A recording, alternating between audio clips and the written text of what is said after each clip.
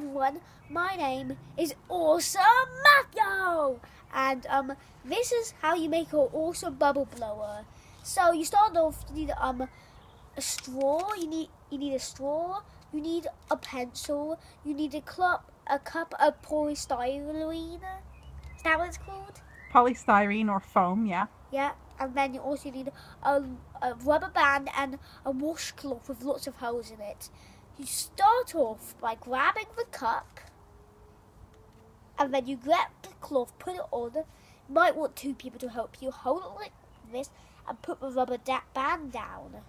Then you grab your pencil, and then you stab a hole right there, I guess. Then you put your straw in it, and to make your bubble mix, use this.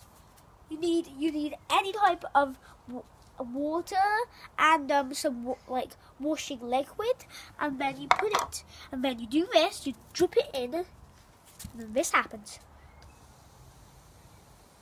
The fun and magic begins. Bye, everyone. Matthew Awesomeness is signing out.